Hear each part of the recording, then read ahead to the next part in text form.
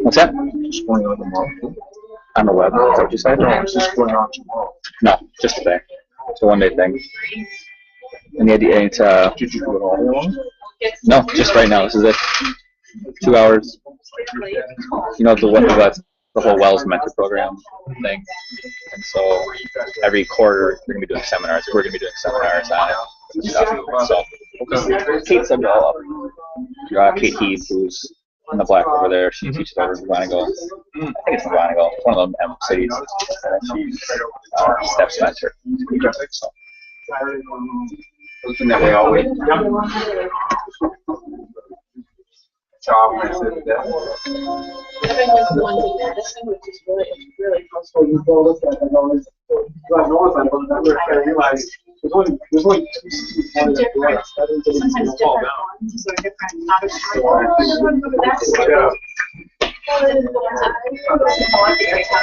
or similar, like they have.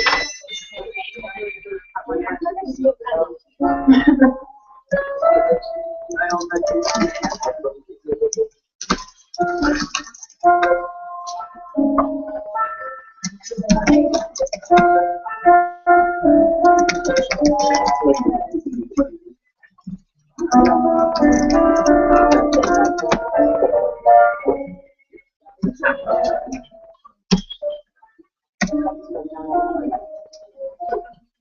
think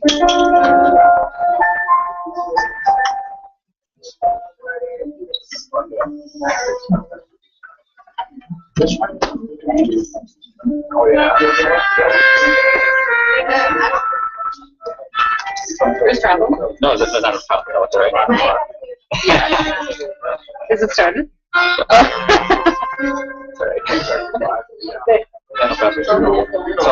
I just went out. You wouldn't talk. I'm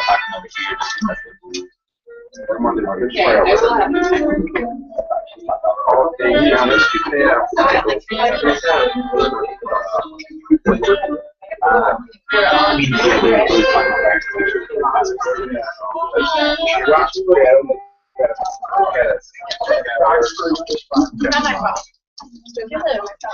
you drove by top one. Yeah.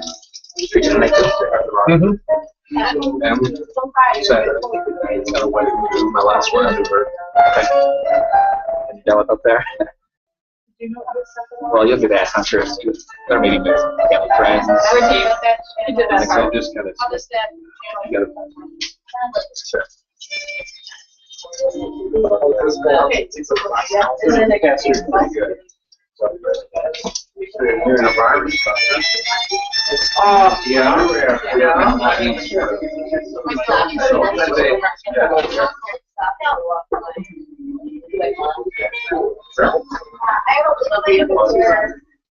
So we gotta go out. It's a hard fight. There's actually.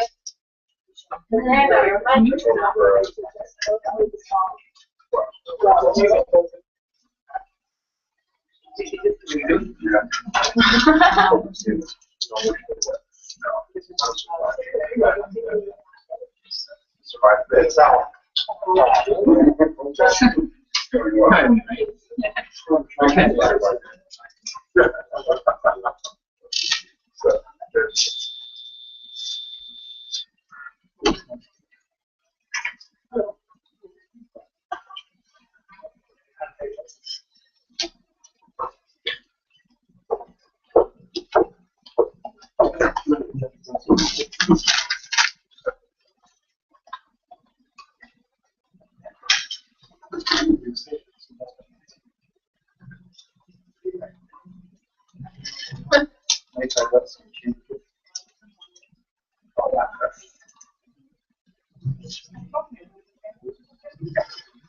Actually, she's good.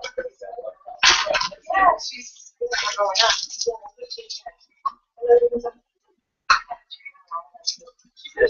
Yeah.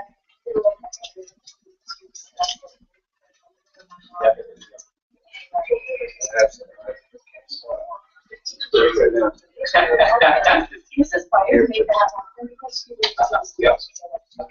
So they got the School lunch program. nice idea of their teacher whatever.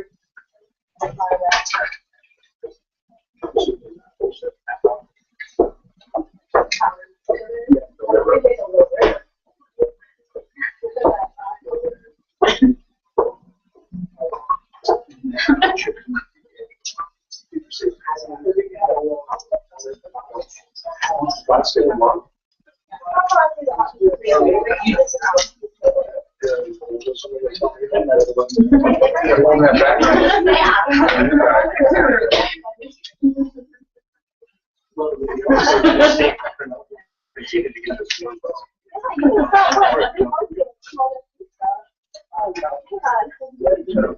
Never known. It would have been years probably. Probably.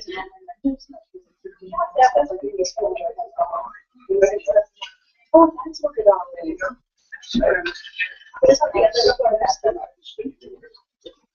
March on Baptist too. I don't know. Yeah, we're getting started today. Before I present, before I just introduce our pastor here for a little bit of what many devotion. If you need a bathroom, the bathrooms are out the doors to the right. So, there's two doors on the right, the far side of the hallway. First one, the ladies. Second one, so if you get confused, that's there. It's written on the door, but the door is supposed to, pop open, so just look. Girls, if you walk in, it's nervous. Come out. Pastor Malcolm is the most new pastor here. Just got, maybe I should say our new pastor, just new from Newburgh. So, I just found out that Italian delivers pizza for the last not much of the month. Just for the last couple of months. Thank you.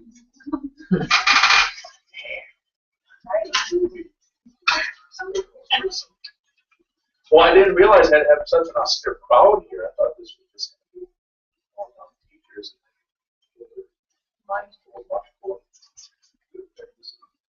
Some of you guys probably. Okay, I'm going to start out. You got paper. It doesn't matter what you write this on. I'm going to talk a little bit about serving. And I want to see how creative, but realistic it can also be. Not saying who you would do it for in this room, but if you were called upon to do an active service for somebody else in this room, what would you be willing to do? Something small, something great. What would you be willing to do? You want to strike it right now. Let's just, see if it's realistic but creative.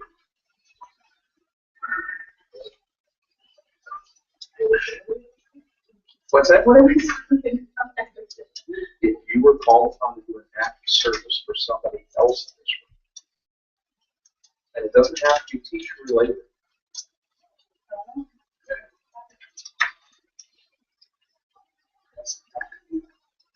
You have lives outside the teaching group, so what would you be willing to do?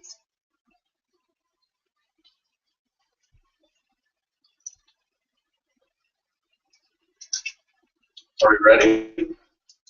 Ready to share. Well, there's something about sharing.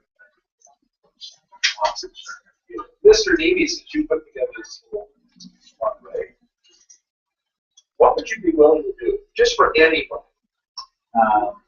Kate would be on this morning, but I'll say that I would help. I could help them jump their car to die, and then I'll have to my car. Okay. No matter how far away some of these people live.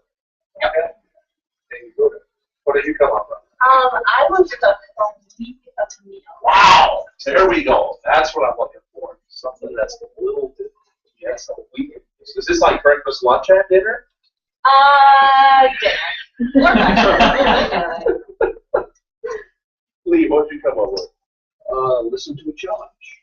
Listen to a challenge. Could you be more specific? I'm not following. If a teacher came to me and said, Okay. Yeah, I got you.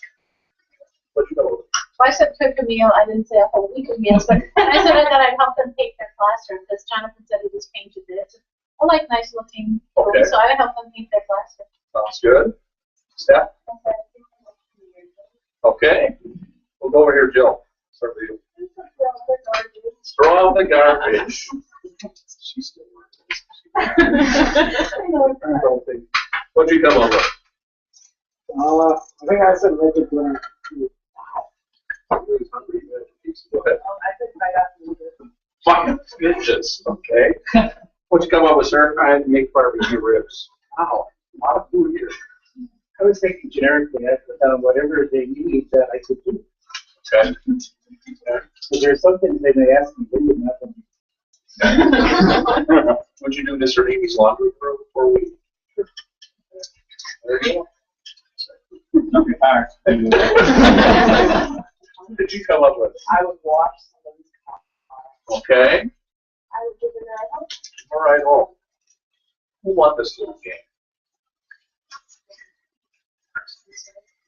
Well, yeah, okay, there you go. I guess I was thinking more competitively. Who came up with the best answer? Probably. Okay. There's a reason why I did that. It'll become clear just a little bit. Listen to this list. By the way, this is not what my devotion is based on. Listen to this list of service for you. Surely he took up our infirmities and carried our sorrows. Yet we consider him stricken by God, smitten by him, and afflicted. He was pierced for our transgressions, he was crushed for our iniquities. The punishment that brought us peace was upon him, and by his wounds we are healed. We all like sheep have gone astray, each of us has turned to his own way. And the Lord has laid on him the iniquity of us all. He was oppressed and afflicted, yet he did not open his mouth. He was led like a lamb to the slaughter, as a sheep before her shearers is silent, so he did not open his mouth. By oppression and judgment he was taken away, and with the speech of his descendants. For he was cut off from the land of the living. For the transgression of my people he was stricken. He was assigned a grave with the wicked, with the rich in his death.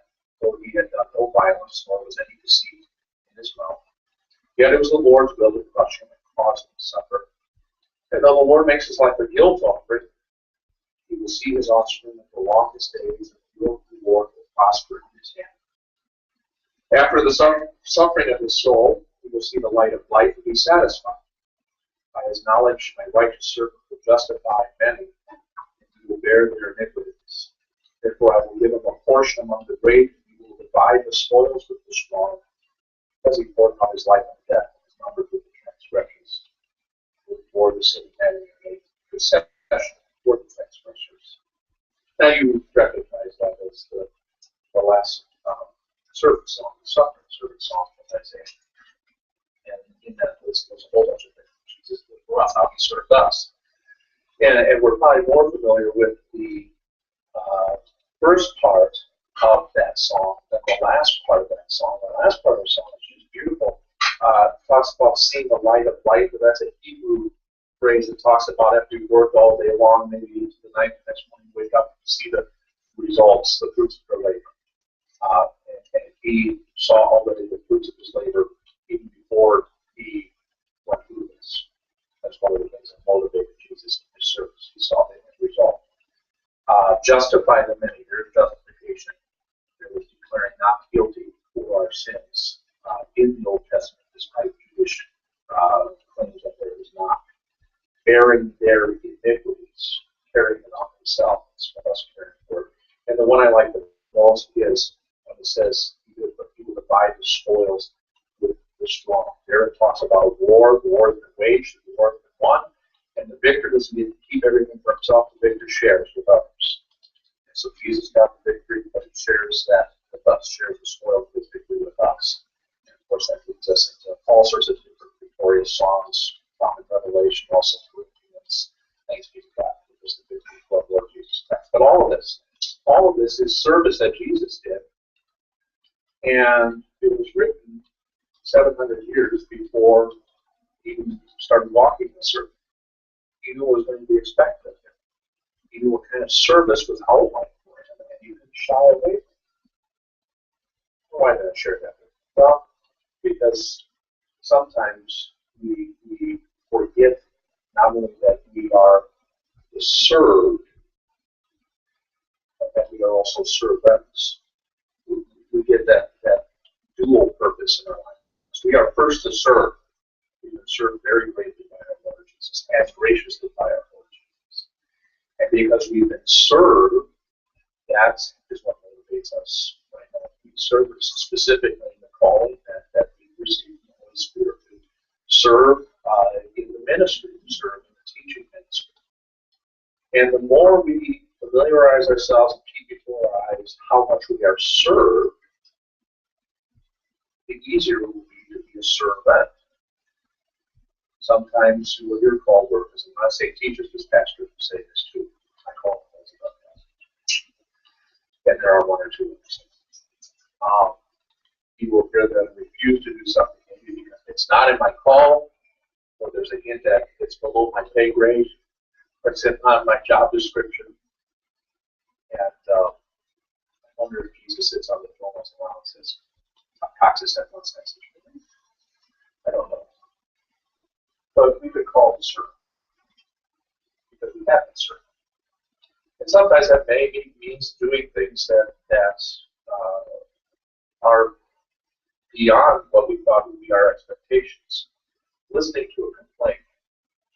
I have to imagine that Mr. Deany, well, each one of us teachers has a whole list of complaints that we would be more than ready to share very freely with somebody else, really to give us a little bit of an ear, a little bit of time. To play the other side of that role and sit down and say, what can I do to help you? How can I make your life easier? What's going on in your life that I could maybe ease the burden a little bit? I found that very interesting when you said that. Okay. Also, true to the fashion, most of the acts of service centered on food here. And that's okay too, because we need that.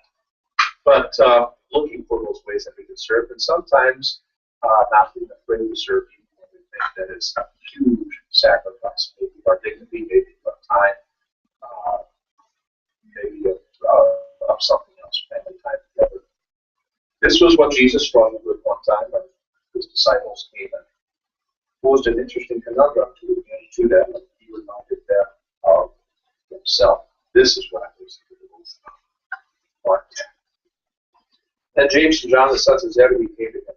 Teacher, they said, we want you to do for us whatever we ask. What do you want me to do for you, he asked.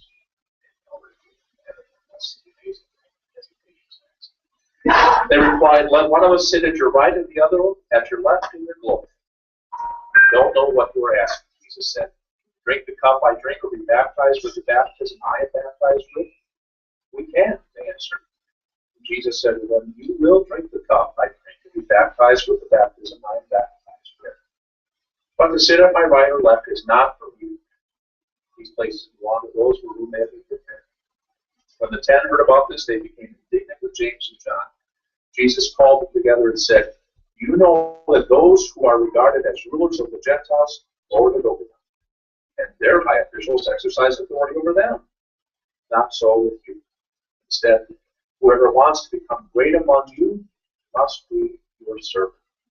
And whoever wants to be first must be slave of all. For even the Son of Man did not come to be served, but to serve with his life for the rest. Jesus, as we pray. Dear Lord Jesus, we thank you for every opportunity that you give us to be reminded, first and foremost, that we are served. We've been washed of our sins. We've been granted great places already in your kingdom as you have made us servants of those that we teach and those that we minister to. we ask that you continue to fill our hearts with that attitude of being servant. So not only so that we are made less, but so that you are made great, so that you are constantly at the forefront of our teaching of who we are and how we conduct ourselves to your good. That you will see less of us, every day see more of you. Bless us in our ministries and we continue to do this for your glory, Jesus. In your name. And the Lord bless you and keep you. Lord, may His face shine on you graciously. Lord, we look on you with favor and give you His peace.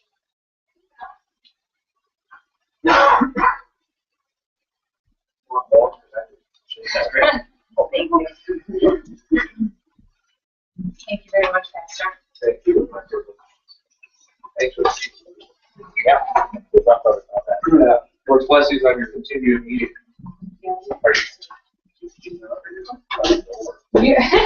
No, you're free to go. Thank you. Unless you wanted to sit and stay. Yeah, I got church. Good evening, and thank you all for coming tonight after a long day of school or other things that you had on your plate. We really do appreciate you making the time for this. We're going to get started here with a little bit of introduction. For those of you who have not met me face to face, my name is Kate Keith. I teach kindergarten at St. John's Muguatugo over in the southeastern Wisconsin district, but I am mentor to Stephanie, who is here at St. John's Jefferson. I have been teaching for 5 years, and I am also the co-lead mentor in the Western Wisconsin. So that's just a little bit about me. I'm Jonathan Meany. I teach third and fourth grade here. I'm mentoring Katie Donaldson over St. Paul, Minnesota. I've been here for 8 years. And we're talk about the life right now. Yes, you can talk about it. So we're meeting here, the mentors and beginning teachers. We're also live streaming this online, so I think we have 4, 5, 6, half dozen people also joining us that way. So when you speak, if you want to speak up loudly so they can hear you, that'd be wonderful. The microphone's by them too.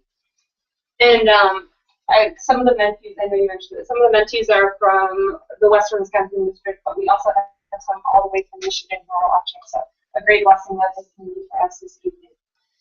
To get started, we are going to talk a little bit about the NTI values that we have. And I just, whenever we start, we go through these values and we think about which value best touches on the reason why we're here tonight. I'll ask for people to give voice to certain parts of this value section, so if you are willing, thank you so much. As Christian educators, we believe, first, that pursuing high standards in all areas is the appropriate response to God's grace. So, the second one. That professionalism should be apparent in all we do. Jill, the second one. That our relationship with others has the greatest value. Eric. That we hold each other accountable as Christians and professionals and respectful. The last one, Jim. In finding solutions that focus on each student. So these are values that we want to go back to. Give it a little time to sink in and let me know which one do you think is the best value that we are most connecting to tonight in preparing for parent-teacher conference as Christian educators.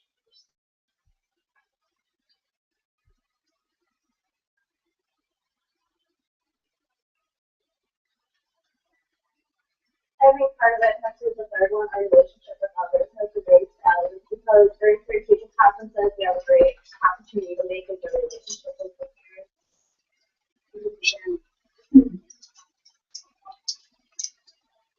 I would also say the last one too, which is in talking with the parents, if there is any solutions that we both work together with the parents and focus on our students. What's best for the students.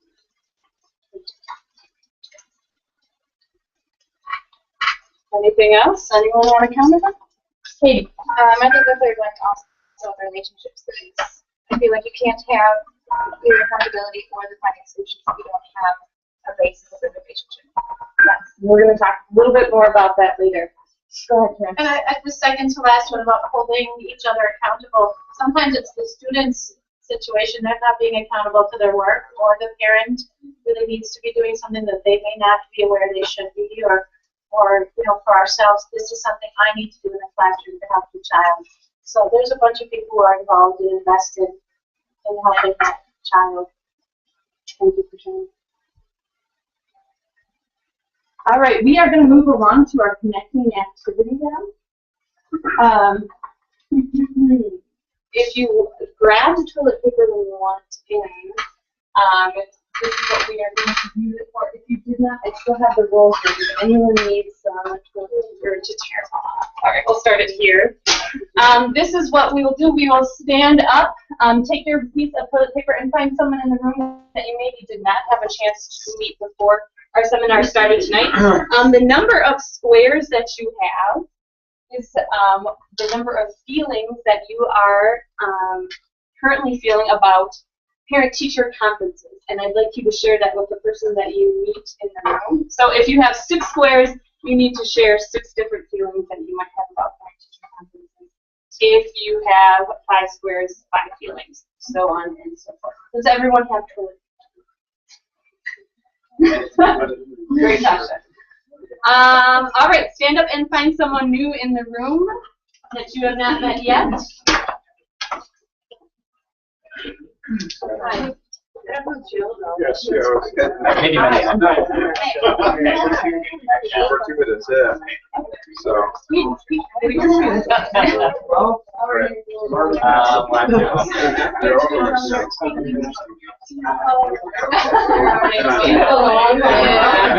Great.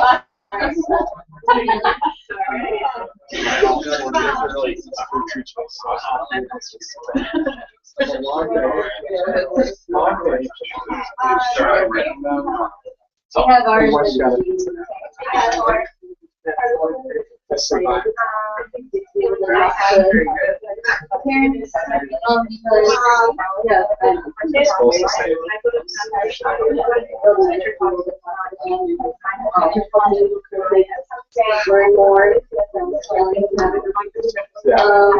I am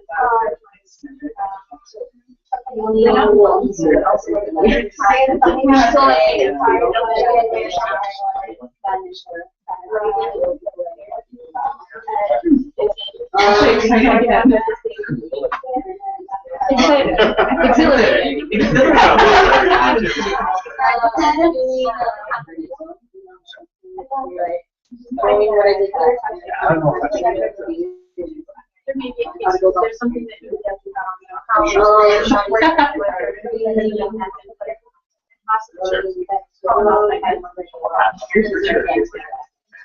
Where are you right now?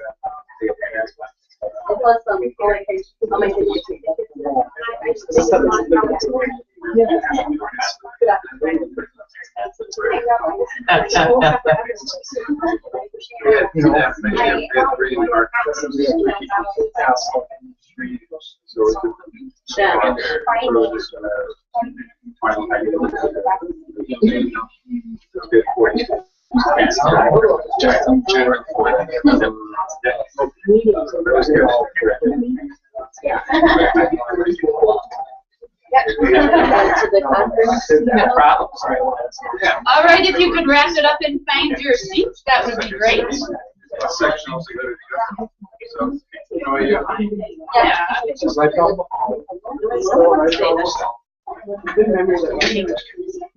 Good. Glad you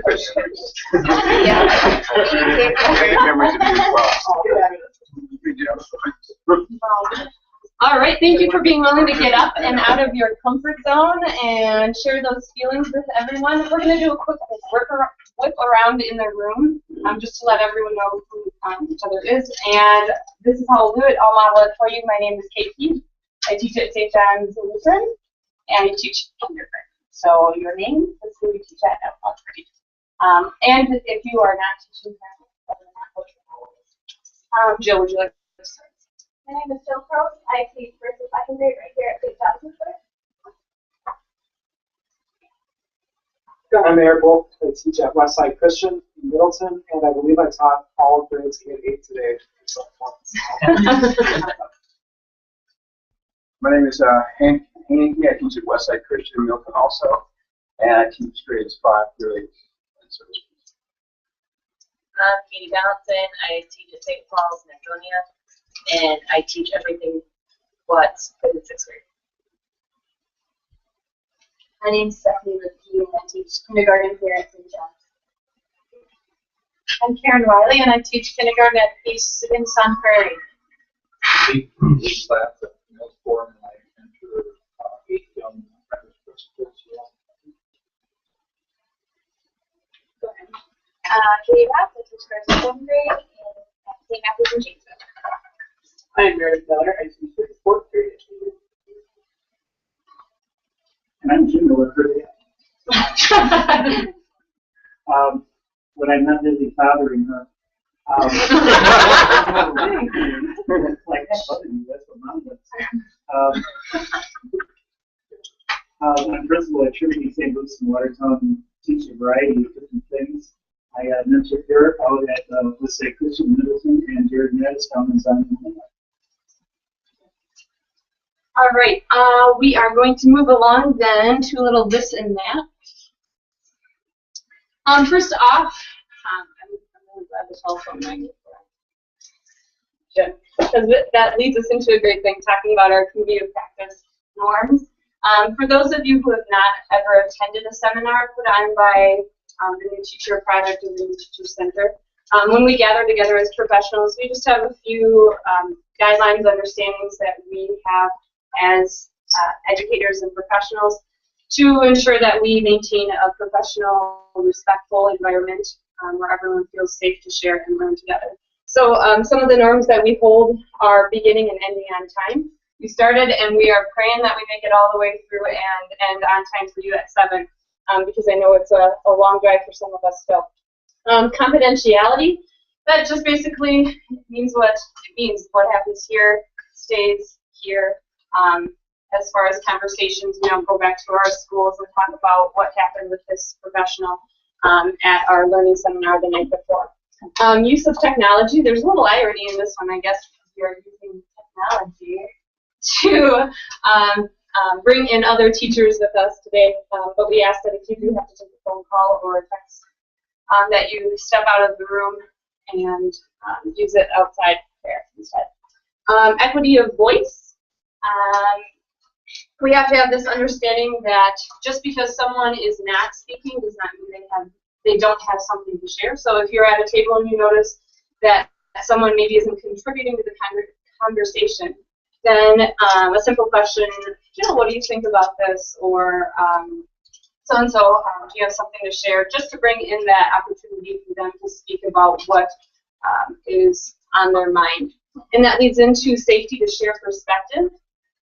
We want to always make sure that the people here know that we trust, or this is a trusting environment, and that they can share the way they feel or opinions they have on certain topics that not get shut down or made to feel less because of the perspective that they might have.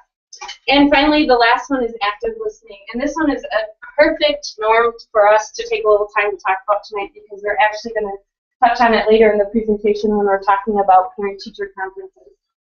There are many, many different ways of explaining active listening. One that I have heard people say is that active listening is listening like you've never heard the conversation or the topic spoke on before.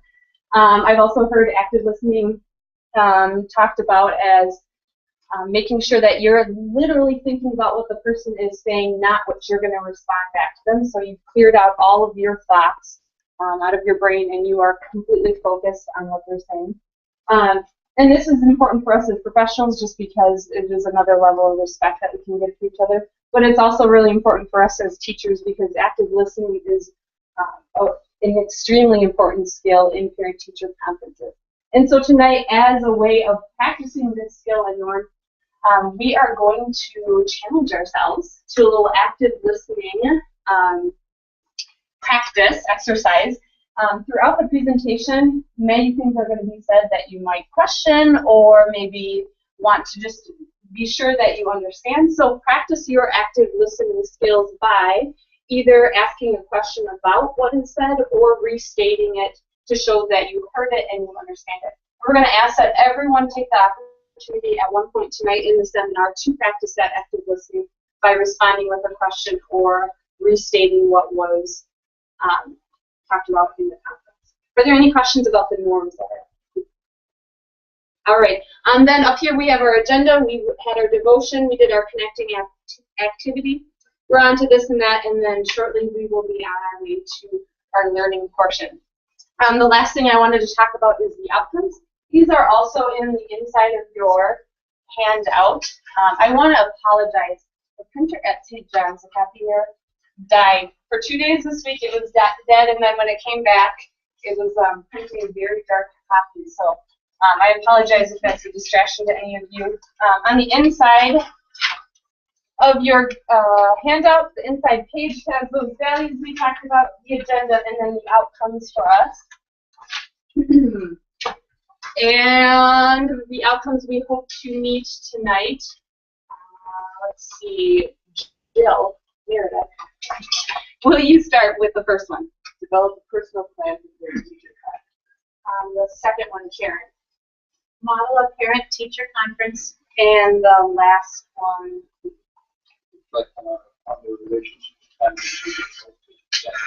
Yes. All right. And then I just also wanted to let you know that the next page in your handout is an open note-taking section. We will use the handout pages later in the handout for other things, but if you have anything that you wanted to jot down, this is no specific purpose to it, so feel free to use it. With that, I will let John take over. Okay, so for a learning session, we kind of break it into 3 parts when we're talking about parent-teacher conferences. We're going to be talking about pre-conference, we're going to actually talk about the conference, and we're going to talk about the post-conference. So when we're talking pre-conference, we're talking a couple of things. We're talking about building relationships before the conference, and we'll talk about setting objectives for your conference, and then actually thirdly, prepping your conference. And out of these 3, I think the biggest is probably the first one, building relationships. So I'm sure you can all think about your conferences. When you think of a good parent-teacher conference, what do you think of?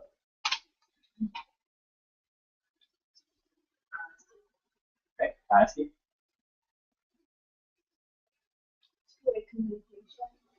Two-way communication. If I ever repeat your answer really loudly, it's because I'm repeating it for these people over here. So. Yeah. And both the people in the conference being comfortable, the teacher and the parents being comfortable talking to each other. Okay. Now, going off that, being comfortable talking to each other. I want you to think of a relationship you have with a parent, maybe right now. For beginning teachers, I don't know, maybe you don't have hardly any relationships with them. But I want you to think of the most positive relationship you have with a parent. What does that look like? Okay, talk often. We laugh. Laugh.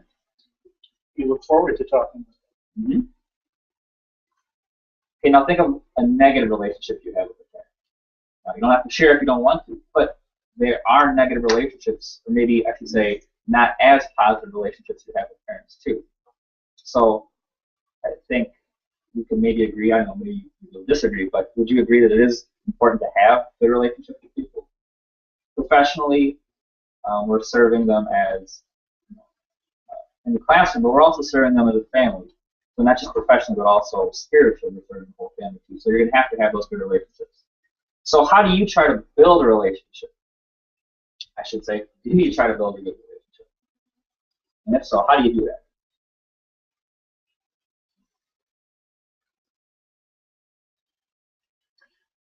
You try to walk in their shoes. You try to look at things from their perspective. Empathy, right? Taking opportunities to talk to them, that's in the hallway, not just at scheduled times. and sharing positive things, because sometimes when negative stuff comes up, you definitely have to talk about that. But it's nice to hear a couple positives before something negative has to be said. And that's it. Yeah, I guess going off of that, like when you send your first week of school communication home, is the first thing you send home a good piece of news or a bad piece? Right? The first thing you send home is oh, that's not good. How's your relationship going to be the rest of the year? If you don't have any background relationship, how's that going to be? So maybe this is one thing I just learned for myself, is find some time that first week of school, or even before school starts, to send a quick email. Email's kind of impersonal, but it's a quick touch to say, hey, this is what your kid is doing at school. So that first touch is not negative, and then anything after that can be better. Then if you have a negative thing come up that first week of school, you can kind of go off that beginning of the How many of you do parent-teacher conferences? I'm sorry, take back. How many of you do home visits is what I meant to say. Okay. That's great, I think. We went back and forth both ways. Sometimes we do home visits, sometimes we would have the kids come here. But I think home visits is a great time to start that relationship. Yeah. We don't do home visits, but we do have an event before the school year begins. Okay. Yeah, and during those things, you're going to be talking formally, but I think Jim and Hank, you were talking informally too, putting yourself in their shoes and laughing. And those are ways that you build relationships, not just the formal stuff. It's the informal stuff when you go to somebody's house and have dinner with them, or you can laugh at the basketball game. So find those informal ways too. I have a question. Maybe we can discuss this a little bit. How do you communicate? What methods do you use to communicate with your parents?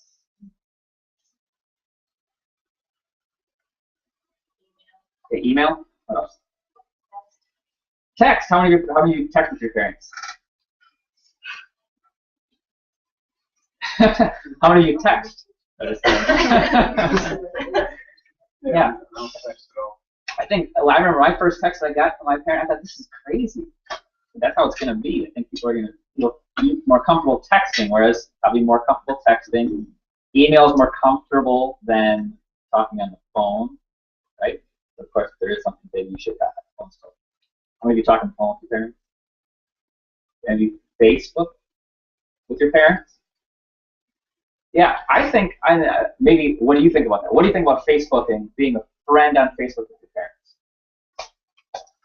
Is this a prelude to your sectional next week? Well, maybe. Okay. But what do you think about it? I like it. It makes it easy because they're just right there and they can come to you right away. It's just faster. Faster, less formal. It's definitely less formal, right? So building relationships sometimes is less formal. Yeah. Pardon me for not being nitpicky. Sure. Is our messages on Facebook absolutely confidential? Not necessarily. No. No. I would say generally no. You can send somebody a message like an email on Facebook, but that's often not how you use it. So in other words, you want to be very, very careful. Correct. Often when I use Facebook, it's never about school stuff. It's always about, this kid has a picture of himself at a football game. I'm going to like that picture, or I'll post a comment on that picture. Because the teacher sees that and says, oh, okay, well, they're paying attention to my person. Does that make sense? And I think there's both sides to it. Maybe there's sides of your personal life you just don't want people to see. That's fine. I have no problem with that. But I think that's something that's not going away. So, okay, we'll soapbox for another time. All right. So, communicating, trying to build a relationship is about communicating, reaching out to people, being empathetic with them, laughing with them, finding time. So, that's kind of what I'm talking about, building real relationships. It's not just you're a teacher, you go home, there's nothing else there. There is other stuff there. We all of us here work in churches and have, like I said, more spiritual relationships with people. So we should serve them in both ways. So we can talk about relationships. We will talk about building relationships, more relationship stuff later. But setting objectives now for each parent-teacher conference. I remember going into my first conference, and some of those conferences that I had, my first, I feel so embarrassed thinking about it now, but some of those conferences were like 4 minutes. I think, all right, this is great. We'll pump them out. We'll be done. I wasn't prepped. I didn't have anything to go. Their parents didn't know what they're going to do. Yeah, we went. We didn't talk about anything. Why did we even meet? So actually, prepping for a conference is something that you probably should do too. What are some things you think? I'm just going to open this up. What are some things you think you could do prepping a conference? Let me take that back. Let me be more specific with my question. What are some things you would do when preparing to meet with a parent about their kid?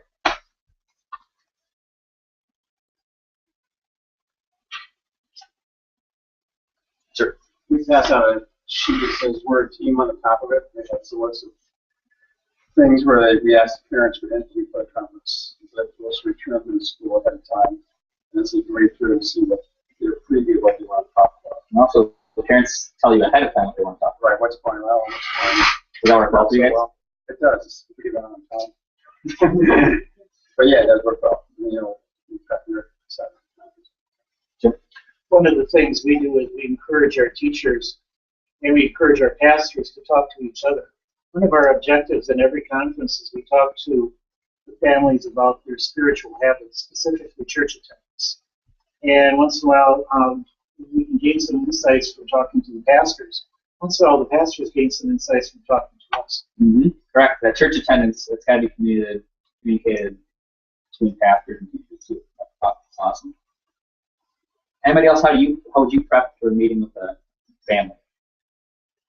I know because we had our parent-teacher conferences already. I knew what I had, from those early relationships. I kind of knew what each parent would ask of, what they might want to know about. So I kind of thought, well, for this kid, since I know their parents can ask about math, I should definitely have something to say on math or whatever subject I know they were interested in knowing about. Mm-hmm. That's a great idea. You got to do that there. Send something home so you can get something back from them before the conference so you can prep it. Like that. Try to collect examples, artifacts, and things to show it. Great. Excellent. Yep. So if they're not seeing the work exactly, show them what their kid is doing. Show them the artifact. Yep. I try to think of positives for each student to make sure that I share those. Great. Yeah. How many of you share just negative with your kids? Great. Put your hands. Yeah. Keep your hands down. Yeah. You want to share positives, right? We do the Oreo. 3rd and 4th grade. If we're gonna listen to somebody doing a writing project, they're gonna read it to us. We do an Oreo. I like how you, whatever. Something you can improve on is this. And always finish up with something good. An Oreo.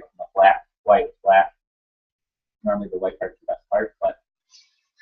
So yeah, positive. So positive, then negative, then positive. Yeah, that's great. And then how many of you, what I would say is something good to do, how many of you write out something the kid could work at? Maybe it's getting feedback from them, but maybe how many of you write down something the kid should work at? Good. Going into the meeting, then that's going to be different talk about. Okay? Anybody about that? Talk to about something? And I just wanted to mention to everyone, there's a resource table back here if you would like to check out. There are forms for pre-conference that you can send home with you, and also I think a few forms for yourself as a teacher that you can use to help gather your thoughts concerning the conference. Mm-hmm. One other point about negatives, if you have something negative to share, be specific. So don't say, Johnny doesn't listen well at school. Maybe give an example so the parent has this piece of information that's how he doesn't listen well. Off the top of your head, they say, okay, well, what's he doing?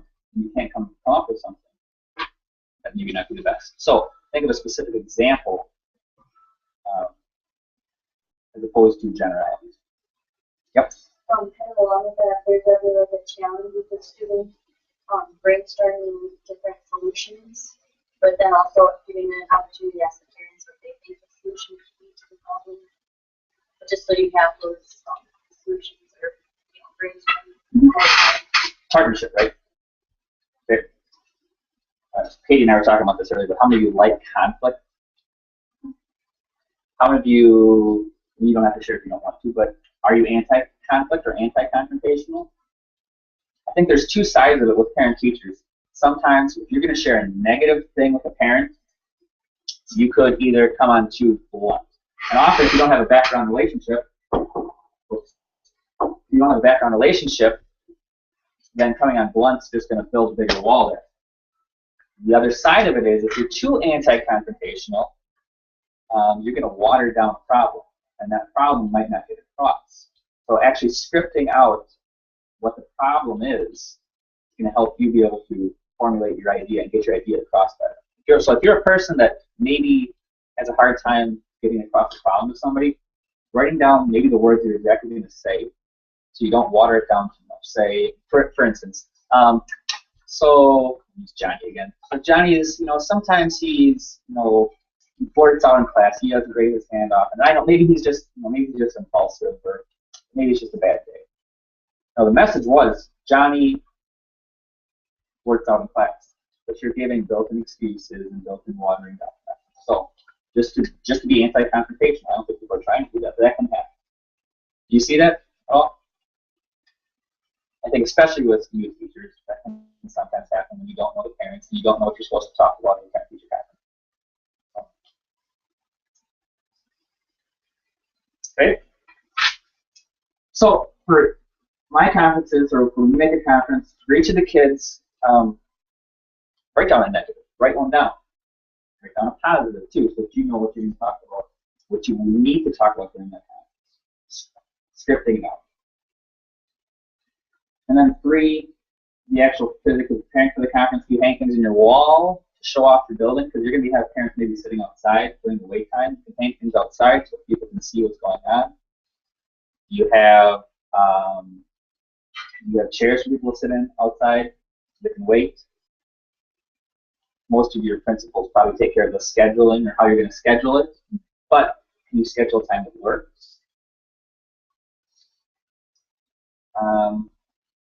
And then, like Hank said earlier, can you send home resources for your parents too? And Kate has a bunch of resources over there. Okay? The biggest thing I think is, first of all, building those relationships with parents. After that, setting objectives. Okay. Kate's going to talk about the actual time. Thanks, John. And we are going to take the time actually before we move on to the actual conference portion to script out what one of our conferences might look like. Sorry, did you say you've already had conferences yet? Yeah. This would be extra good practice.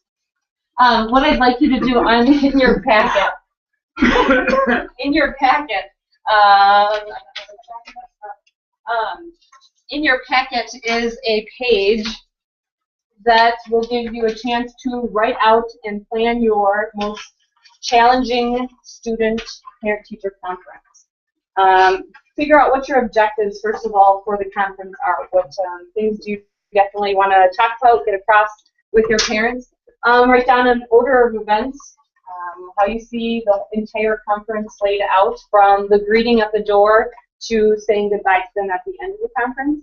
And then the most important chunk, the biggest section on there, is to actually write out the script of how you'd like to say things in that conference with your parents. We've given you a yellow piece of paper with a strong resource on some sentence starters that you can use in your conference. They're broken up into different sections. Feel free to use some of those. Choose one that you feel most comfortable with, that sounds a lot like you, as you're scripting out the conference. We are going to give you about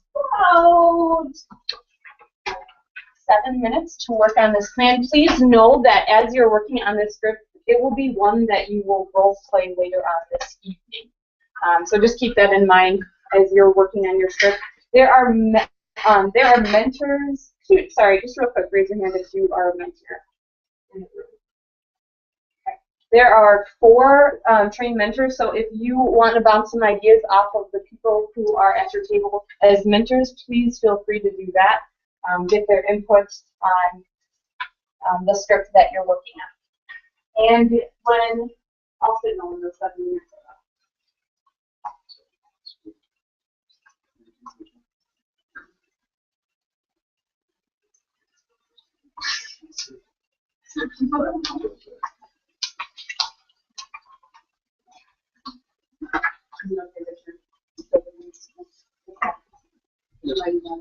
Yeah, we can do it.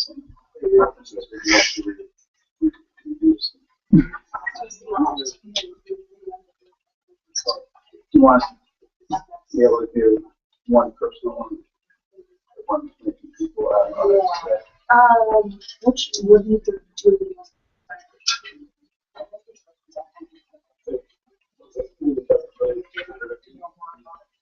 Is there maybe is there one conference that you would This is I'll do the one that I see the keep on replaying your head. Yeah. That's good. Yes, great. That's great.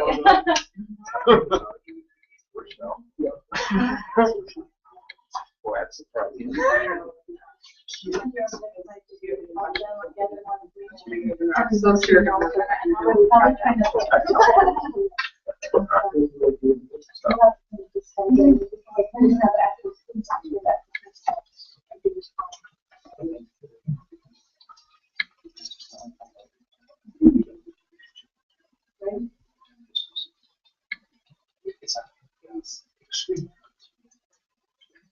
Right, and my list of all my students. I picked the one that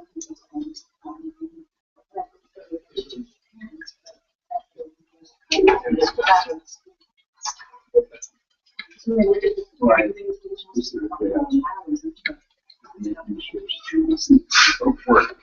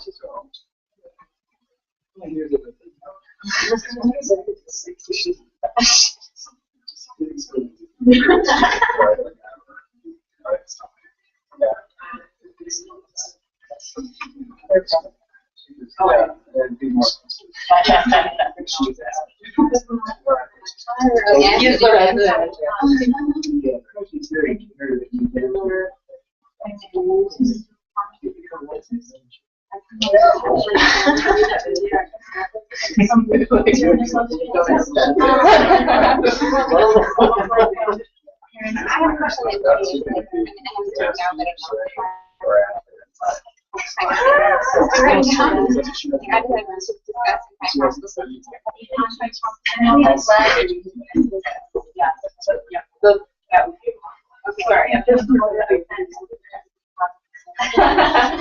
no, those are too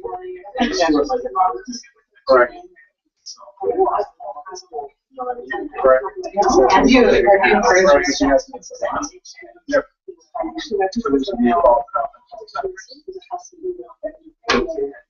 So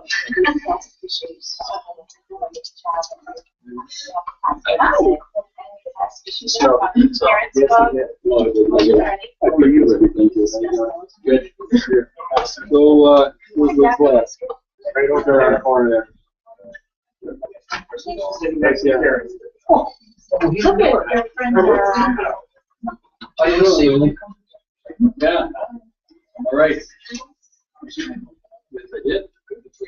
Yeah.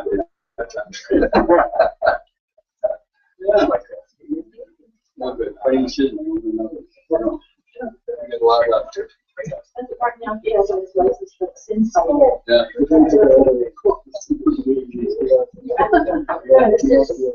Yeah. Well, I'll give them up to you. So, yeah. This is much easier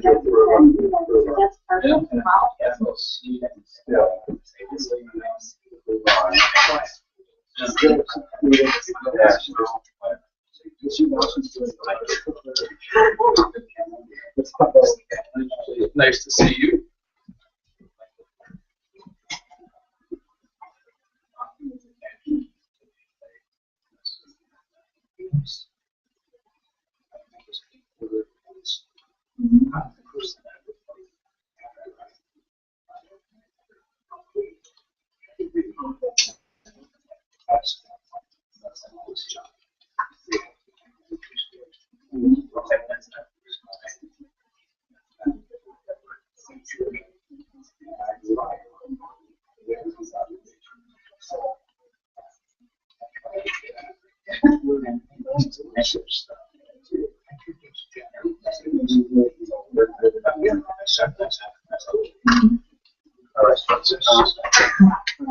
Michelle, when I was thinking about Serenity Asheville.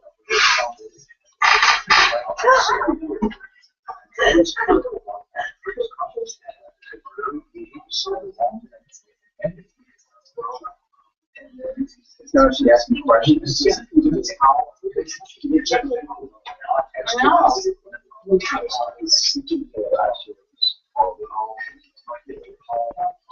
But then she wanted to come to this morning. All right.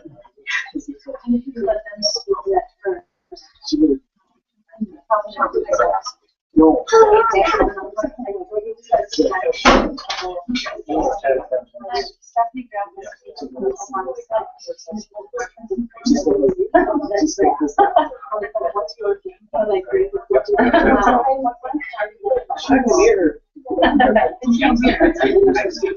Oh, what she can do, she should be an algebra by the end of the year. No, that's not her way around. We never got recognition for her. No. We asked for her all the way through school. That was part of the problem. Serenity Asheville. And then you call her, they just cringe when we heard the name of Rochelle. Because that whole established stuff was covered in money. The rap. So, that's what we don't know. She didn't have good years.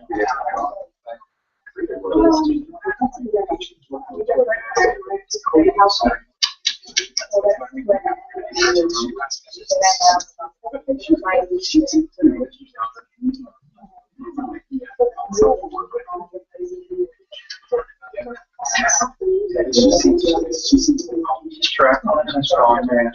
Do much better.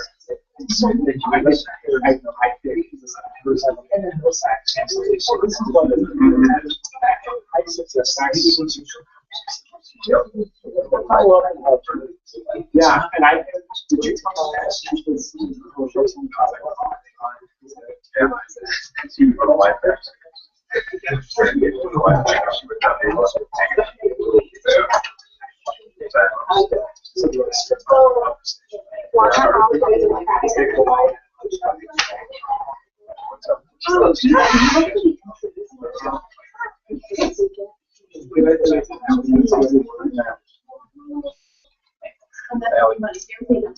So yeah, I was just right.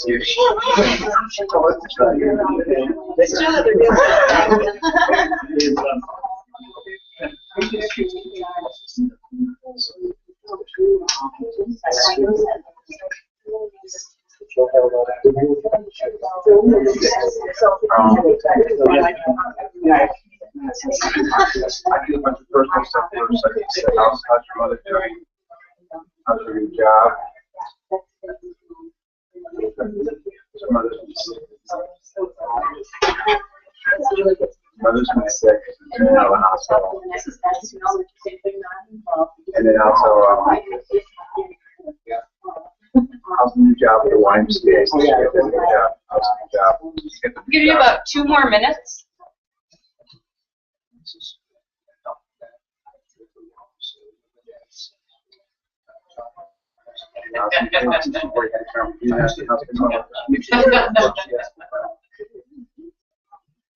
Just bringing home the assignment because remember she walked into this morning at big session paper. It was like paper that you went back to like 3 weeks ago. I didn't do any more on this one.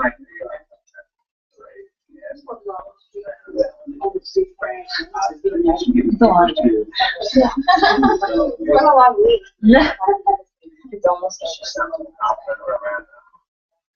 although the weird thing down for Roscoe, that means we're stage ready. It comes in handy after you do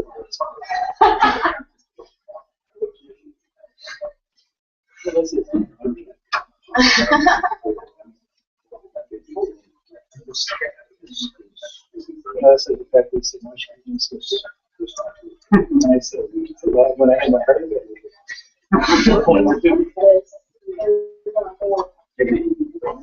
I had that heart.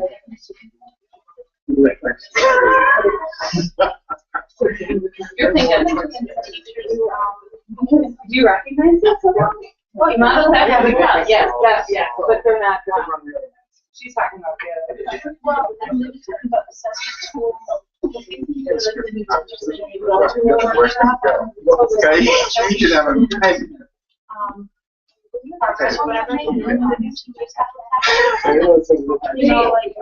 Yeah. They can get access to the I didn't someone said she didn't know about it. So she comes to the school for her daughter to actually, that one I made myself. I have seen a different copies of that one.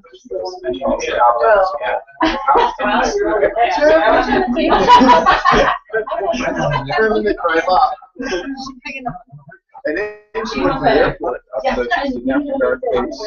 She drove out there. She made it to on base. I just wanted to She ask her daughter as if she kidnapped. Oh, I mean, yeah, if you're willing, I don't drink coffee. Yeah, definitely. Yeah. Okay.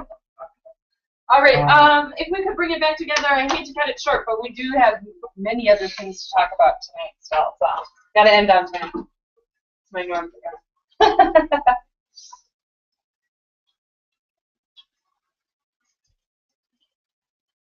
Sorry.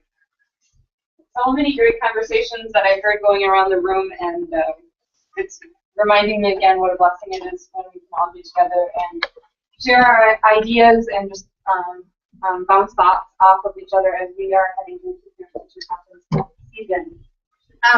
As I said, the script that you were working on, we will role play shortly after I talk a little bit about the conference time.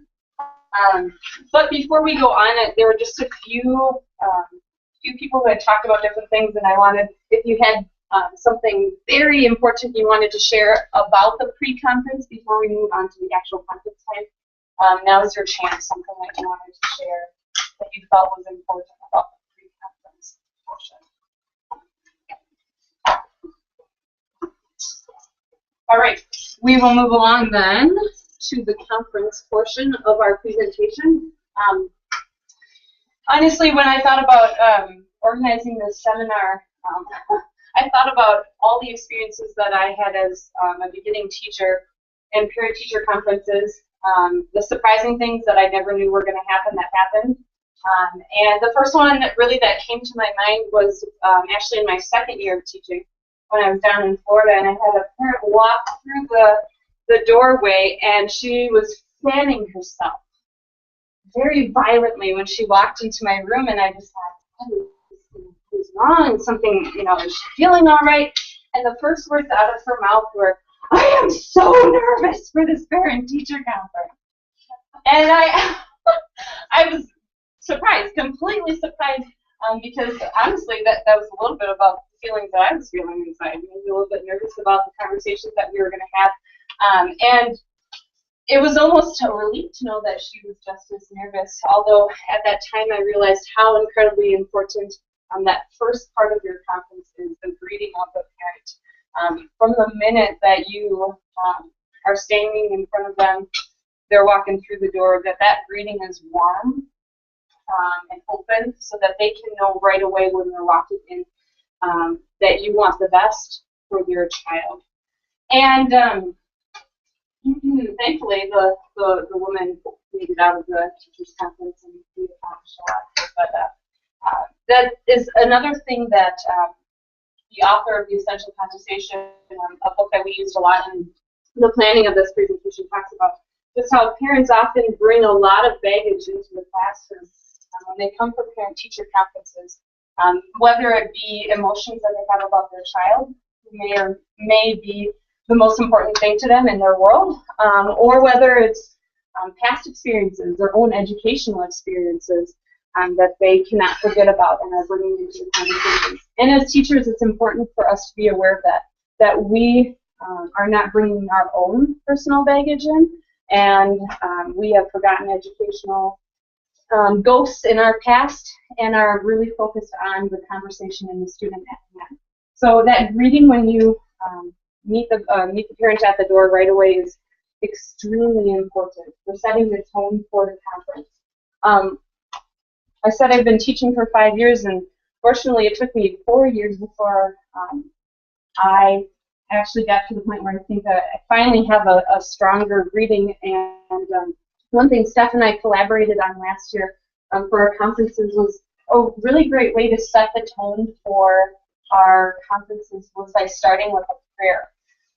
And I have to admit that the first parent that we sat down and we started our conference with a prayer, it kind of gave me a nervous look, like, what? This is what we're doing? But I have obviously no regrets about it, because it was a great opportunity for all of us in the room to remember that ultimately, aside from academic successes and whatnot, the spiritual well-being of the children in our classes is what's most important, and that we're working together as a team. So when we started with a prayer, it just, again, set the tone in a positive light, put things in perspective for everyone in the room, and then ended the conference with a prayer as well. I've also heard from different educators that that's a great way to start if you are in a room with parents who are divorced and are meeting together over a child. Just again, because we know that in that type of relationship, things can tend to go bad, south very quickly. Blame game starts. Starting with the prayer is always a very great reminder and reassurance to those people who are there together.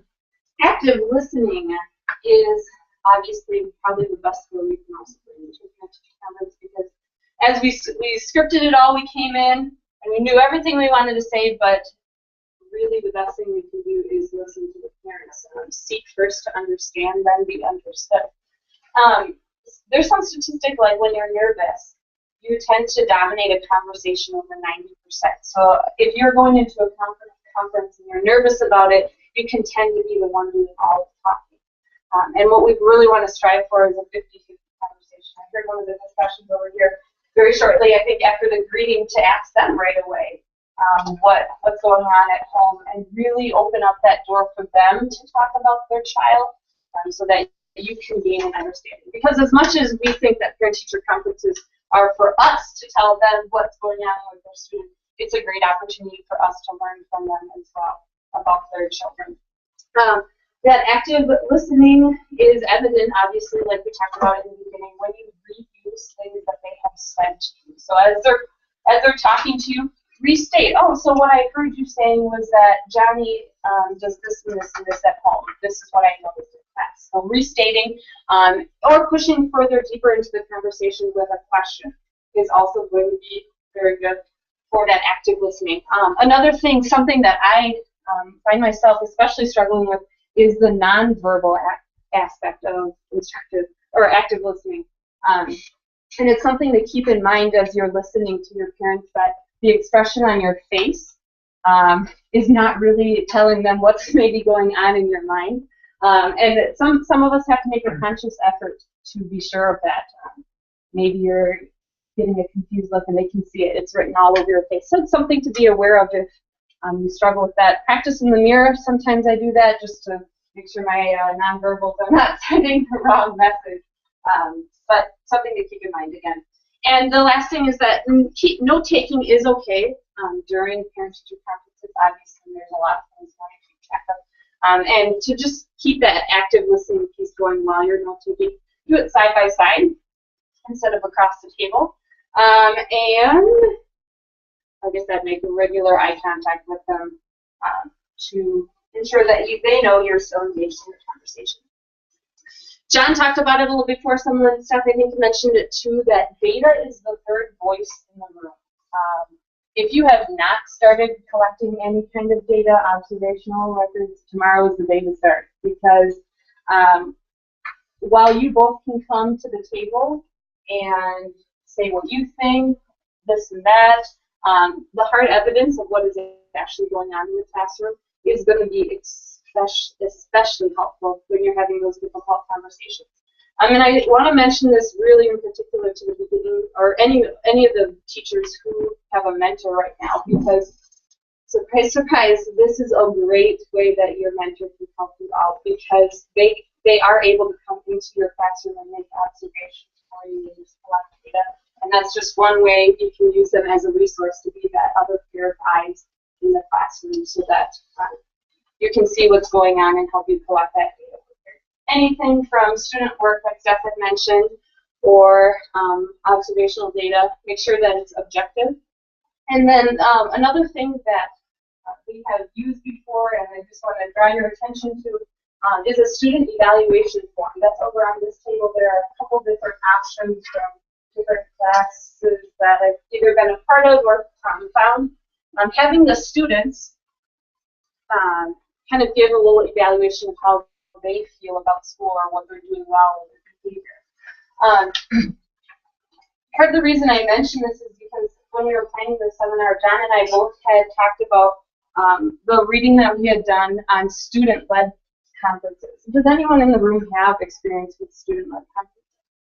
Yeah, great. I was a parent, and when I got into it, the kindergartners, because I don't know where that would go. Can you tell us just a little, maybe real briefly, a little bit about it?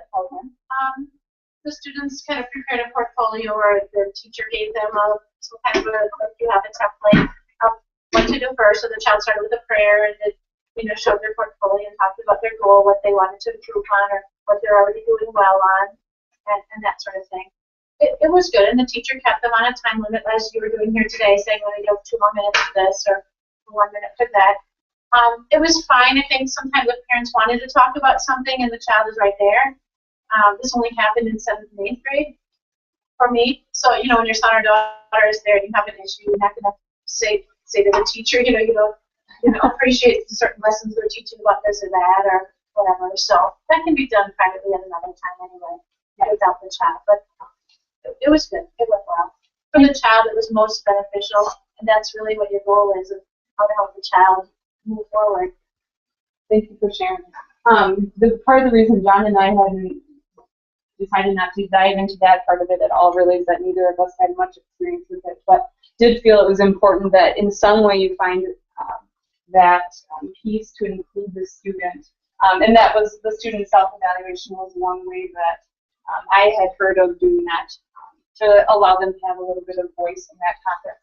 But like you had mentioned, there are some things that maybe it's just better between a parent and teacher by themselves in that conversation. So. Just want to tell me how they work. John and I want to figure it out. So, but there is, I know that is one of the resources I also had on the back table. There are questions you can ask the student if we're doing a student-led conference, and questions you can ask the parent if we're doing a student-led conference. But as I was looking through them, I felt they were also questions that might be interesting to ask, even if you're just doing the regular parent-teacher conference. Point 4 is the collaboration, and we've touched on this quite a bit already tonight. Coming in and realizing that This isn't pointing the finger or saying you need to do this better. It's let's work as a team and figure out what is going to be the best action plan for our students. And to help us with that is actually a tool that I have modeled off of a tool that we as mentors use, and it's the 4-quadrant reporting sheet. That is in your handout. If you want to just flip to that right now, I'll give you a little bit of an explanation. As John mentioned in your pre-conference planning, to think about what are the child's strengths, what's working for them, and that's in the top left quadrant. What's working, and you can list those things down, but then also, obviously invite the parents to share what they are seeing as their children's strengths. Maybe they're seeing things at home that you don't see at school, and that's a great place to start. Everyone wants to hear the positives right off the bat. It sets the tone again for the conversation. And then moving into the top right, what are the challenges and concerns? Or maybe there aren't any concerns, and it's okay if there aren't concerns. I challenge you then as a teacher to figure out what area you want to focus on with that student so that they can grow further in their learning. Academically, spiritually, physically, socially, emotionally, whatever it may be. Pick that area of focus so that you can start working it together as a team with the parents on that plan. And then the bottom 2 quadrants are by far some of the most important. What are your next steps going to be? All too easy, I think it is, for us to go into conferences, have the 10, 15-minute conversation, walk away, and wait 6 months before having another conversation, or maybe not that long, but just actually taking our steps and being serious about working for this student. So there's a section for what the parents are going to do at home, and a section for what you as a teacher are going to do to carry out whatever plan it is that you have decided upon to meet a challenge or grow in that area of focus. Some few things that people have asked about, and I just want to insert in here real quick before we get into our anticipate. There's a lot here. I mean, there's a lot you can have in a conversation, whether or not you get 15 minutes or 20 minutes. If time is running short on your parent-teacher conference and you just can't get it all in, it's best if you notice the time is up to keep things on schedule. Give a quick summary of the things that you did talk about, and then right there, and then put on the calendar a next date that you can continue the conversation. That parent. And that just really holds everyone accountable. That just because our time is up doesn't mean we are done talking about the student. We obviously want to continue this, but at a later time so that the people who are waiting aren't messed up in their schedule either. Finally, the anticipate portion. This maybe is just a few ideas that I collected from the many various strange things that have happened in my parent-teacher conferences. Eric had mentioned it before about the curriculum a little bit. Anticipate answering questions about the curriculum that you teach on. I know at St. John's Botanical we are having a huge push through the Common Core, this year specifically Common Core Math, and I can't wait for all the questions that are coming at conference about that because it's a big shift for us. Anticipate giving maybe even some parenting advice. Not that you need to give it, but I've had that opportunity to help that parent ask, how should I do this at home? And I remember it because it was when I first got, and I was 21 years old, and I walked away thinking to myself, I am not a parent, and I can't believe they just asked me parenting advice. So don't be surprised if that happens, and obviously there are things from your teaching experience that you can give support of, but just anticipating something like that. Anticipate that parents might ask you where your child stands in relationship, or their child, stands in relationship to other students in the class. And this one is, unfortunately, it's an unfortunate question that gets asked, but you anticipate it because as teachers we know that we shouldn't be comparing students to other students in the class in a parent-teacher context. Reminding the parents that everyone develops at different paces, at different stages, and then really focus in on that student's specific strengths and weaknesses if that question comes up. And then along with that, avoid talking about the behavior of other students or families. And this that has never happened to me, but thankfully, because it would be definitely a difficult conversation to put an end to and stop. But you're there to talk about their child, no one else's children or family. So something to keep in mind and anticipate. All right, we are going to move to the role play portion. Sorry, let me back up.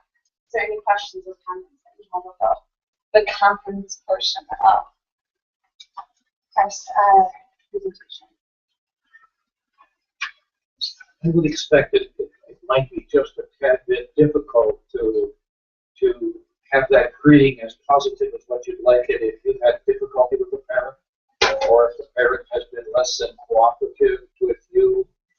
And so what you emphasized at the beginning, and that is that your tone of voice, the greeting that you use, the words that you say, the body language that you have, all of those convey a message to the parent. And I would guess that's really important, that those parents realize that you're there to listen and to help them, and especially help their child.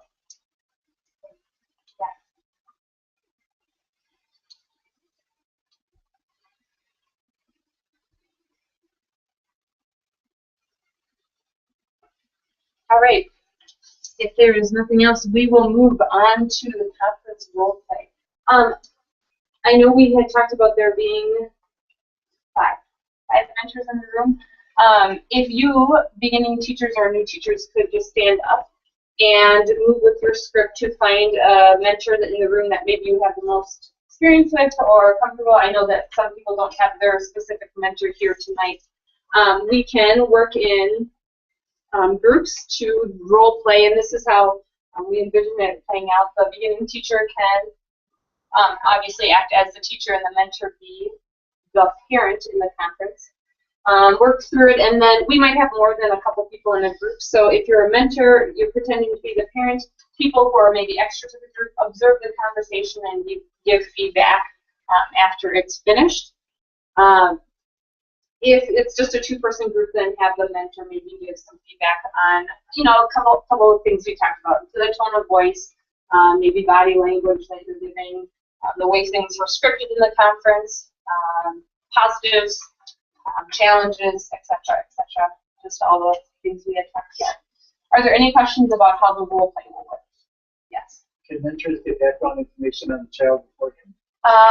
We will keep it, please keep confidentiality in check, I guess. Use a different name, beginning teachers, if you're talking about it. And I think, unless a different mentor in the room wants to speak to that and has a problem with it, I think it would be okay just to give a little bit of background.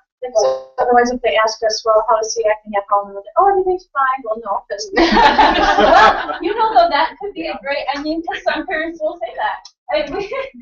Honestly, that could happen, because then, as a teacher, that could happen. And what do you say in that circumstance? You have to have that data there to maybe move the conversation forward. Okay. We will get up and move to a spot, maybe spread it out. I know there are a couple beginning teachers here, so if the beginning teachers would stand and move, if you're not at a table by yourself, and then mentors find our seaters. And yes, I just want to make sure everyone has a minute. Or do we need to mix it up? Yeah, we might need to. Do you want to go here? Jim, since you were, don't you mentor Eric? Well, you have to go. Karen, if you would come over and sit, and then you can also think about it. And then after that, you're we're stuck together. Would you mind going to jail? This would be funny, John. We're stuck in jail. Yeah. Sorry, thank you. I'm glad you could be. I need to turn it off now. They're watching us. Okay. I've been the whole time. Yeah, but you were like talking and like. I'll need it right. you enjoyed your conference so much. This is our daughter.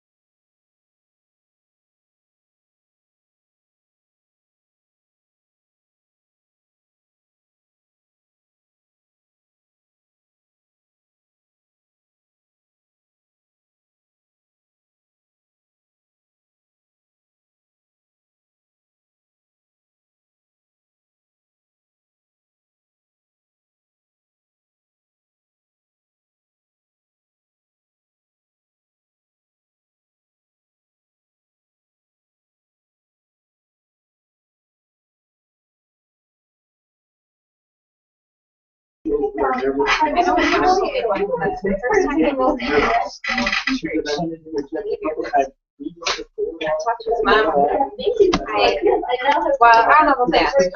You know, we had trouble when I was pharmacy, but then I would actually came. No problem. I talked to him about the whole circuit. That was get treat at home.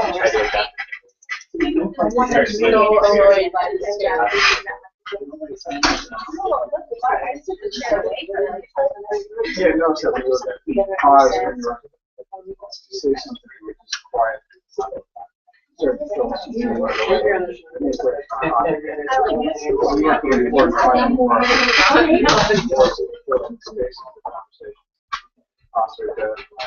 the unique situation with two teachers, though, one conference, so that was pretty short. Yeah. I only have 3 stickers. Spot. There's always a difficult thing to achieve. But that's also this is how I feel like the leaders they always jumped in and talking about using the word down the hall. I'd say that she doesn't want to leave about the history.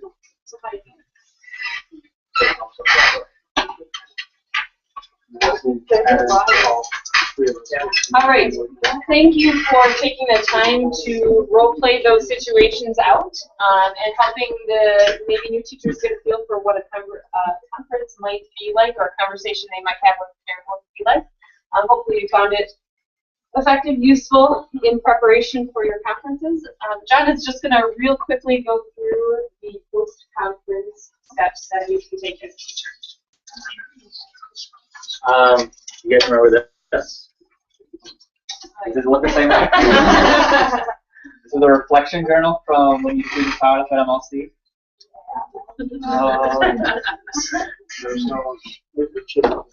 And there's everybody just kind of goes, because it's something to do. But reflection is just something as professionals. It's good to do. It's good to take time to reflect on how things have gone, that you can grow.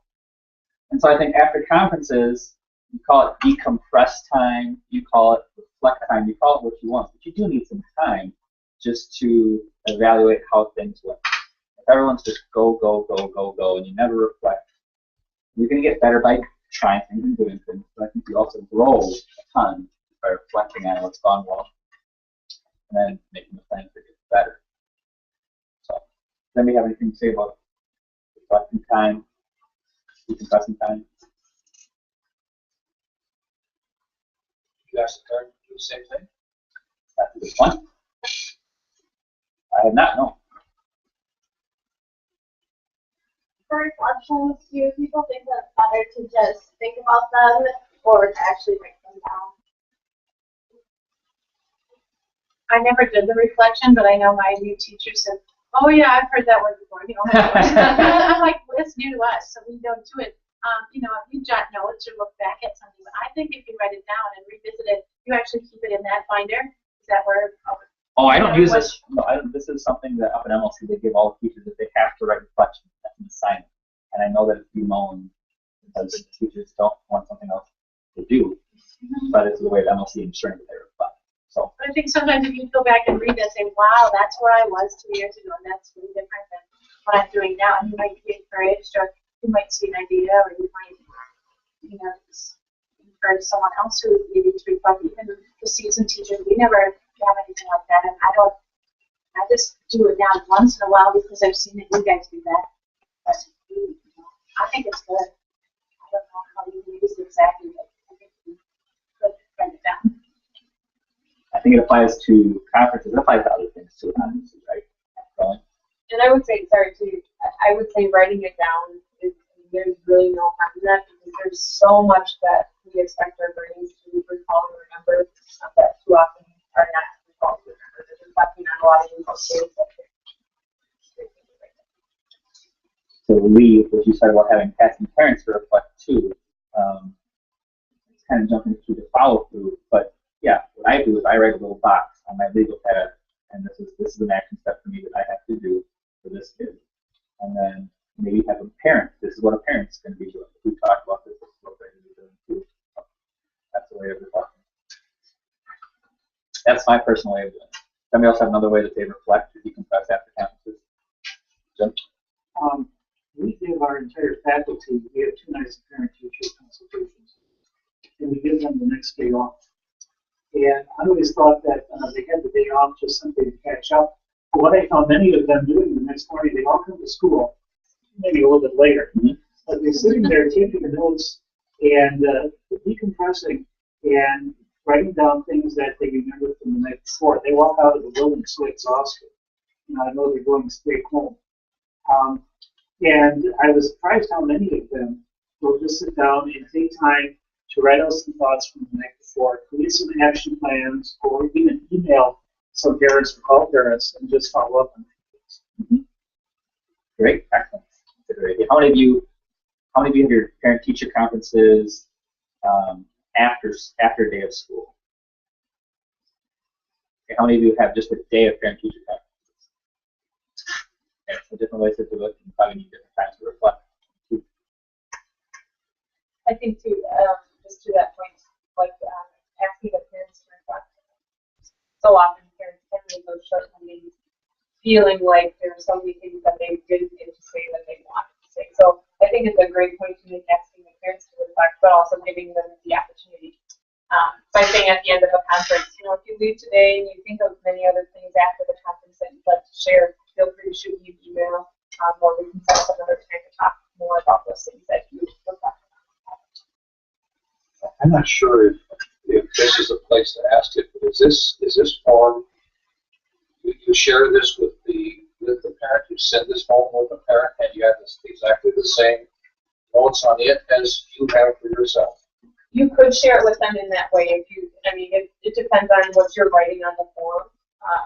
And it would be a form that you could share, definitely share with them after the conference. I'll make a copy of this and send it home tomorrow if you send it or with them. How about giving them a form while you're doing the conference and having that right? Right, and that is also a great option. Thank you. One more step of ownership for the parent. Yeah. I think as a parent, because a lot of the teachers here aren't parents right now, but as a parent going to conferences, I would have a reflection saying, oh, I wish I would have said that to the teacher, because sometimes I'm like, oh, I'm going to say something, and then I don't. And conference after conference, and you're like, oh, just speak up and say what you wanted to say, or share your child's disappointment or joy or whatever, like you could look back and say, as a parent, how did I do? I wish I would have done this at a conference. So I think the parents probably could benefit too. If they're really seriously going to take it to heart, some parents probably have to do that. And the other half are just like, oh, when did I even go to that, or what is this all about? Those of you that work parents, do you say that same thing or have that same feeling? Or is that something where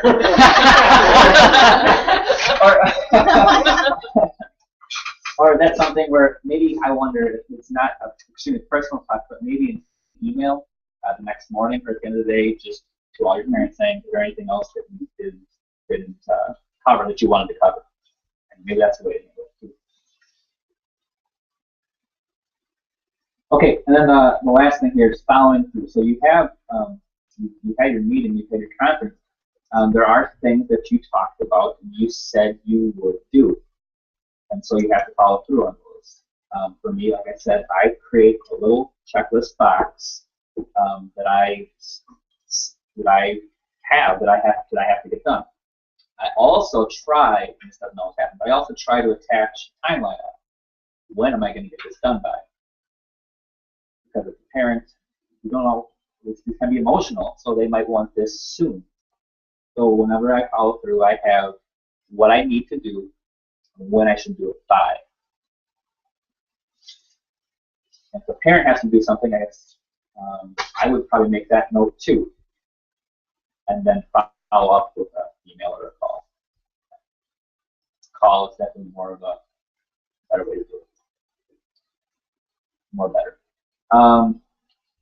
So following through, and then communicating after you follow through, communicating the results, how that's worked with the parents. You can say, I've tried this. this has worked or this hasn't worked.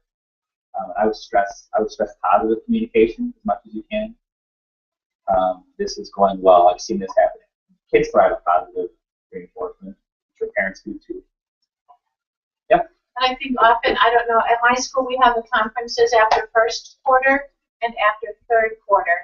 So that's a long time, like Kate mentioned earlier. It's like 6 months until you might even have a conversation about that issue again. So I don't. Do people have them every quarter at their schools? We have the first one is mandatory, and then we have it every quarter, but the entire field that they don't complete. So. Anybody else? Well, since we've gone to an electronic gradebook system where parents can access in and see their child's progress and back their up, that's really changed the way in which we approach parent-teacher consultations. The first one is mandatory, but I see a number of teachers having, one teacher I know almost has monthly conferences with parents at different times, out of the playground. I know myself, I have had some in the produce department that did it with me. This is the opportunity arises. There we've got the conference. And that kind of goes into the last point that I was just going to say. The relationship that you have with these parents, they have to keep growing. You're serving them, so you want to keep conferencing with them. You want to call them conferences or just meetings, however you want to say it. You want to keep communicating with them formally about the things that you like to do. Then also informally too, just to build that solid relationship. Anything else? Something to comment on about that? Okay, we're going to move into our close to last section tonight on the reflecting, giving you an opportunity for reflection. After you kind of just heard a lot of conversations surrounding parent-teacher conferences and building relationships with your family. I understand just from working with our faculty over at St. John's McGonigal and just a couple other people that occasionally the continuum, the tool that I asked everyone who had one to bring along tonight, can be a bit confusing to use if you've never used it before or looked at it. So tonight we are going to be looking at Standard 10 in it, but before we jump into the continuum, I'm going to ask you to take a little bit of a self-assessment, if you will. In your handout, there is a rubric, a page that has the question up at the top. Are you fit in building your family relationships? In the Spark curriculum, Spark PE curriculum that we use at St. John's, we encourage our kids to be fit in their exercise. I thought it was a great one to apply also to certain aspects of our life, like building relationships. So I'm going to ask you to read through the questions underneath frequency, or next to frequency, intensity, type, and time. Rate yourself, and then kind of just get your minds thinking about how it is that you are doing on building your family relationships. Ideally, you would spend the time doing it for each individual family, but tonight I'd like to just think on it in general. How are you doing this with the families in your classroom? I'll give you about 2 minutes to go through the rubric, and then we'll jump into the continuum.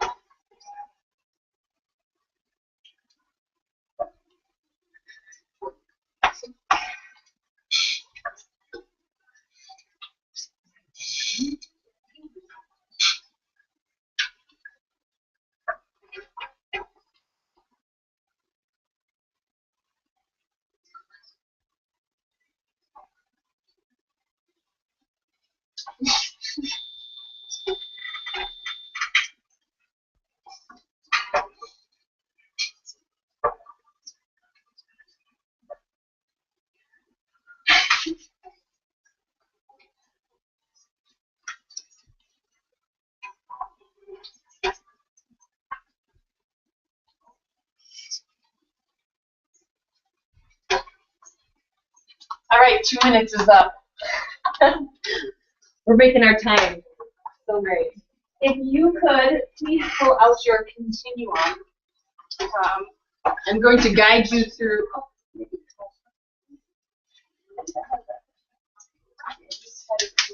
Oh, I remember. Turn to your continuum, standard 10. And we're going to look at the 4th ministry trait. If you could also then turn to the last page in your packet, that kind of also touches on it if you don't have that. Okay. Well, standard 10 says Christian teachers are connected with colleagues and the community. Jim, could you read the italicized words underneath that, please? The teacher acts ethically and with Christian integrity to foster relationships with colleagues, other education professionals, families, congregation, and community to support student learning and well-being. Thank you. And I said, noted that 3 ministry traits are kind of touched on in this seminar. The one that we're going to specifically reflect on is the 4th trait, establishes respectful and productive relationships with families from diverse home and community situations, and seeks to develop cooperative partnerships in support of student learning and well-being. It's a mouthful.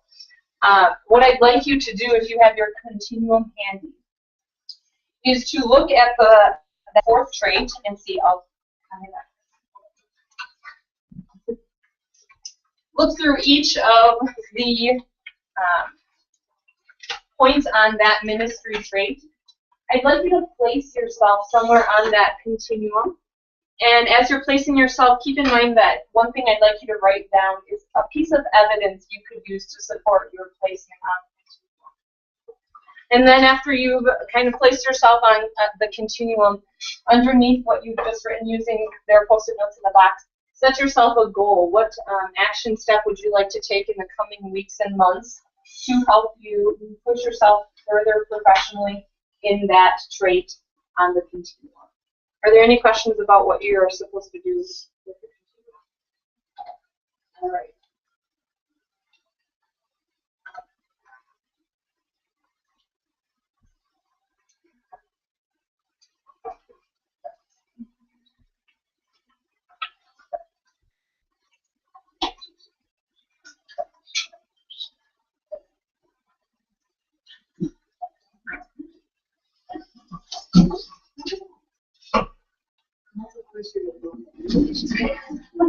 You make a fire out of it.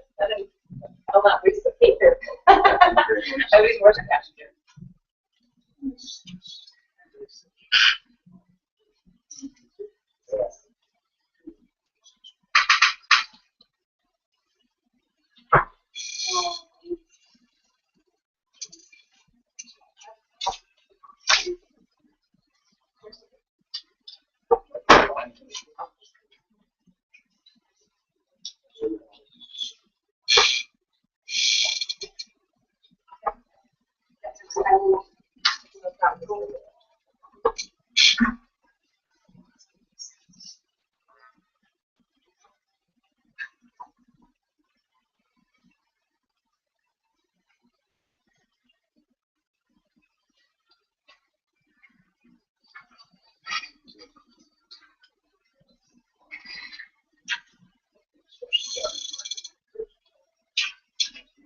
I'll give you about 1 half.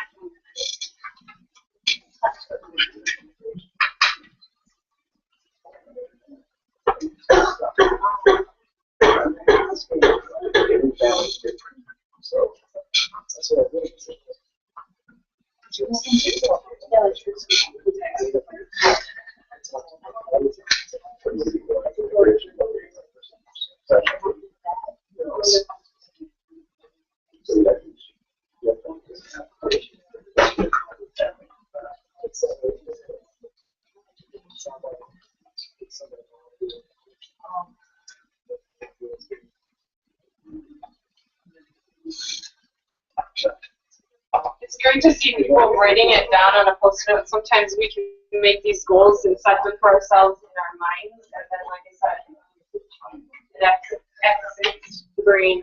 You have to see it again.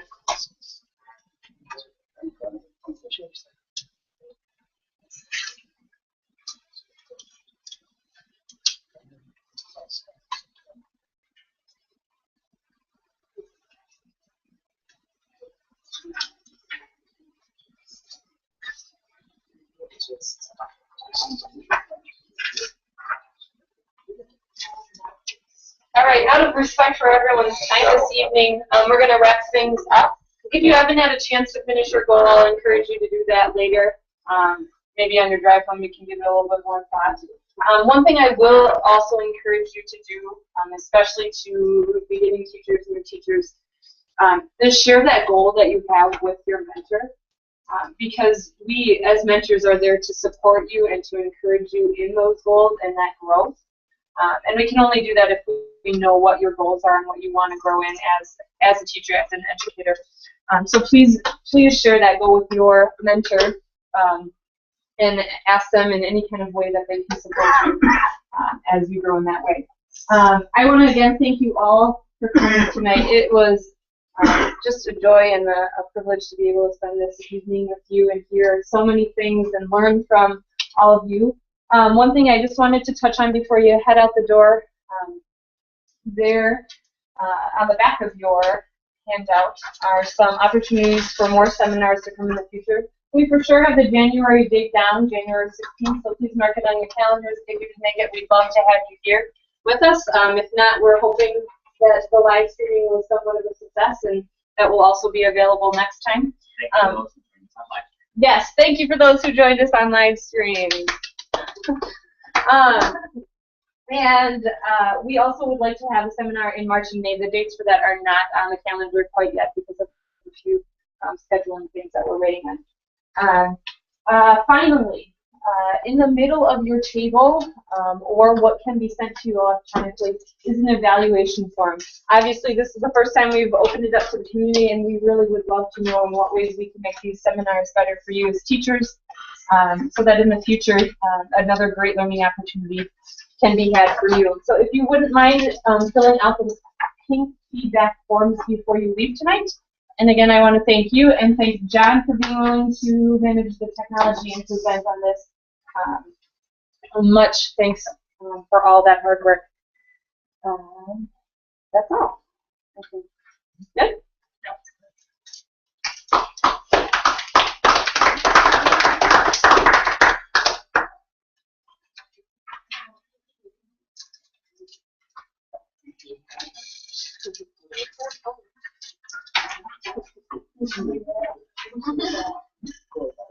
Oh, no, we're just finding it, we're handing our little.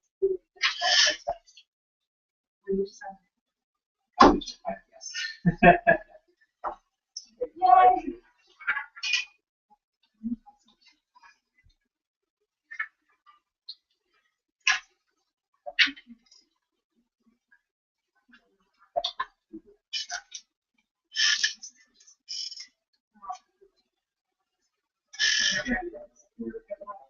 No, this is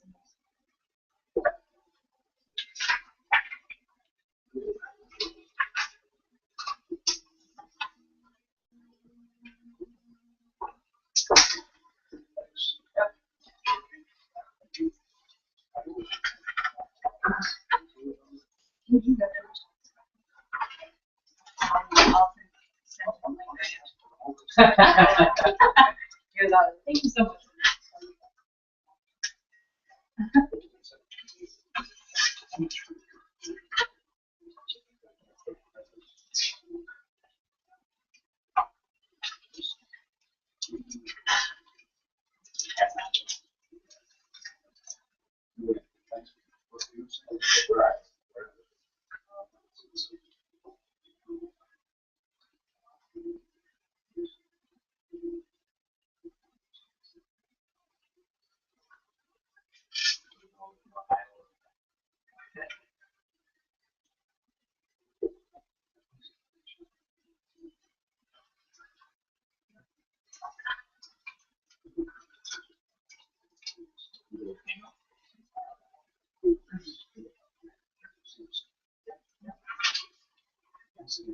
you so much.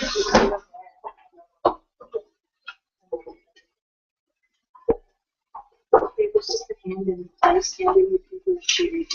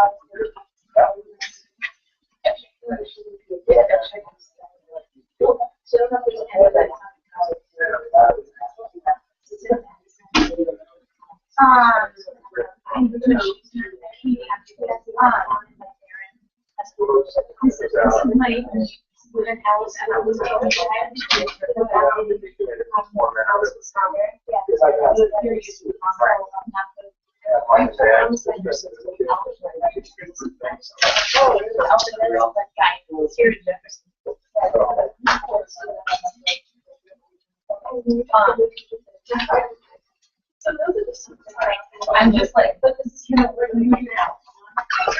And I just want to check how do you do it? Just with parents, everything like that, you know. And I love that. I just work very fast already.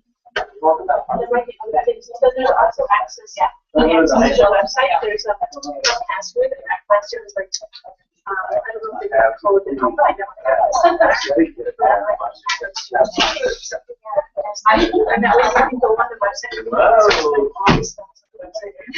Yeah, but I found that really good. And sometimes it cuts around and everything, it's good stuff. That's right, for a lot of stuff.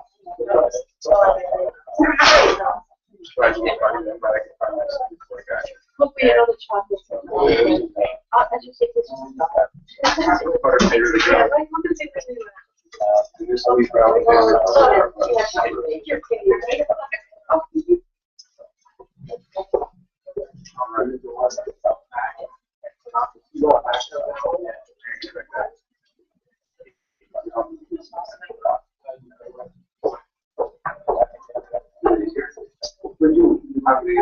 at this one.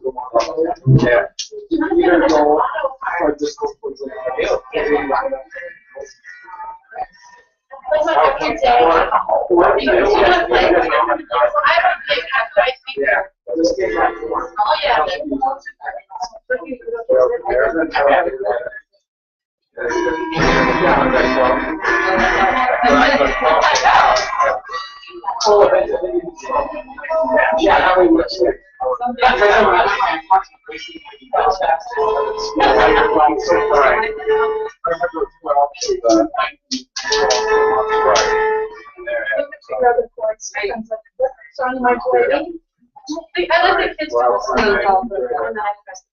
We want to press the button. I'm like, no. We'll see you tomorrow for my fish fry. I have to go to I love it. We just support him back. This is the highest. Take care. You too. Yeah. We don't do refreshment duties. Oh, do that? I just sent out an email this Oh, okay, I sent that. I gotta go back to Chris and I emailed her, so I sent it over to Fred to these guys at the parent place. So, okay, thanks. Yeah, we're trying to look at different things. So everybody fills out the survey to let us know. Would you, if somebody wants pizza, take some pizza before you go. John, is there Hawaiian here? There is Hawaiian. Yeah, There well, may it's be not, that you didn't yeah, then do also before. looking at some of the presentations I mean, for Michelle our better come. February conference. The one on prayer, simple, what? That's been done. I just took this with my hands so they don't have to do that. Just like, these are really good. Yeah, would that be helpful for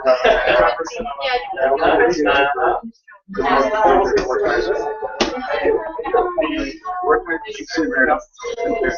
Can you see you? minor. Yeah, we, yeah. And remember, when you come to our house, we are looking at 15 more boxes. I will have to wait for you. Bye. That sounds like our time. I bet you don't just like watch it now. Hey, sit right on your lap back. Have a good night.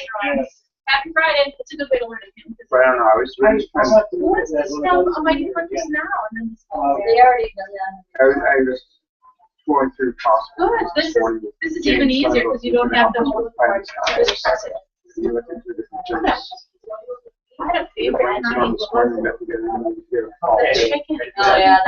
We're trying to get, Yeah. I was also contact John Rue and That one I MSC always for presentation. We've already got John Tony, Who is it? and we've got the guy who couldn't press, Patrick Traversky back. We've got space for lots of sections because On a of the Friday or? conference. We got three feedback sheets for people. Now we talk about spiritual growth, non-gospel discipline, and technology, and also Naomi Labs is on the committee that's going to be doing the new lessons of technology. So she's agreed to present as well on that. Technology thing? Before- We'll start out in the parking lot. Sorry. After we, That's right, it could be 28 now, for sure. Yes, stop. Yeah, we put it down on the first part. You can have So, some. we have 28 now. Today. You can get to- Yeah. Yeah, let's do it like. I took another piece. It's very good. Thank you.